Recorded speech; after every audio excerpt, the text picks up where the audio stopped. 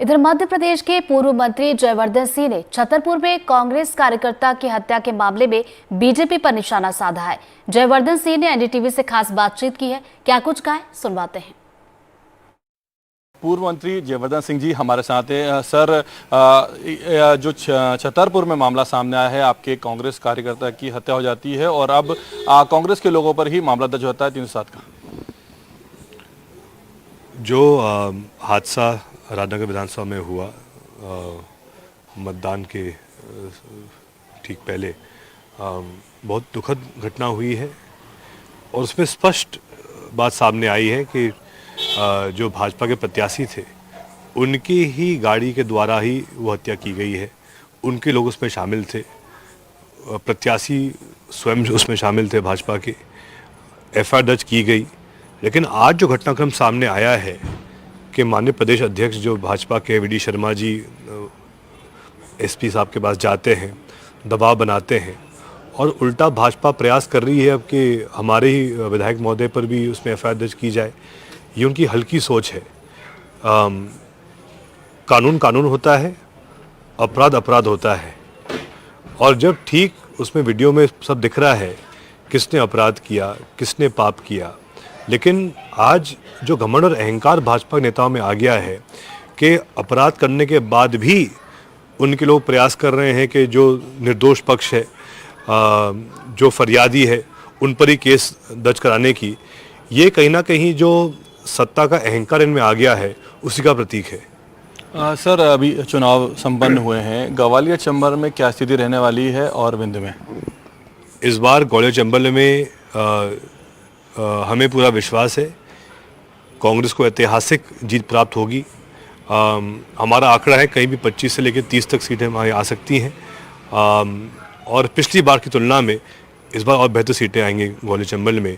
और विंध्य क्षेत्र में भी इस बार जो हमें जानकारी मिल रही है, अलग अलग ज़िलों में जो हमारी बात हो रही है, सतना में, सीधी में, रीवा में, शहडोल में भी, हर जगह स्थिति बहुत स्पष्ट दिखाई दे रही है कि इस बार विंध्य की जनता ने भी परिवर्तन के लिए वोट किया है, कांग्रेस के लिए वोट किया है। महाराज को तो युवराज ने रिप्लेस कर ही दिया, लेकिन अब महाराज इसे बयान दे रहे हैं कि मैं कौवा बन के।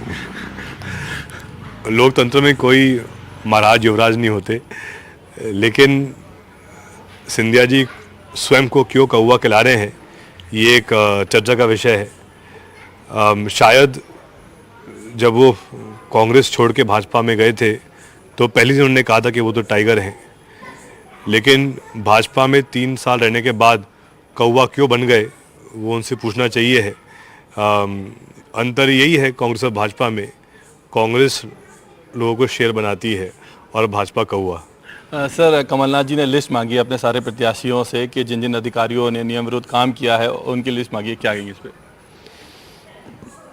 हमेशा मैंने ये माना है कि अधिकारियों को निष्पक्ष काम करना चाहिए है, क्योंकि सत्ता कोई पार्टी की नहीं होती, सत्ता में लगातार परिवर्तन होते रहता है।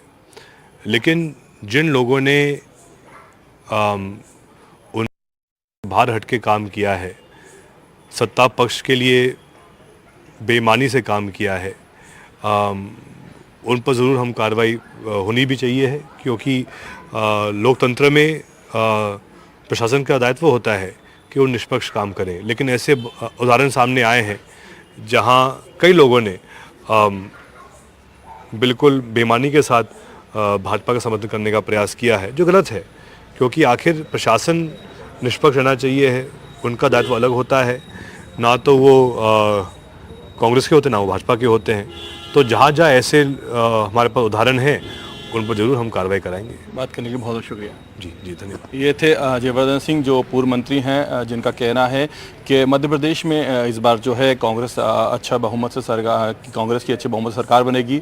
विंध्य में भी अच्छे बहुमत मिलेगा कांग्रेस को और ग्वालियर चंबल में भी मिलेगा। साथ ही उन्होंने जो ज्योतिरादित्य सिंधिया हैं उन पर ये कहा कि कांग्रेस में वो टाइगर थे और अब भाजपा में कौवा बन गए, ये चिंता वाला विषय है। साथ ही उन्होंने जो अधिकारी कर्मचारी हैं उन पर भी कहा कि हमारे पास ऐसे अधिकारी जो कर्मचारी हैं वो चिन्हित हैं जिन्होंने नियम विरुद्ध जाकर काम किया है, तो कहीं ना कहीं जब सरकार बनेगी तो ऐसे अधिकारियों का ख्याल रखा जाएगा। कैमरा पर्सन राजू बाथम के साथ एनडीटीवी के लिए भोपाल से इजहार हसन खान।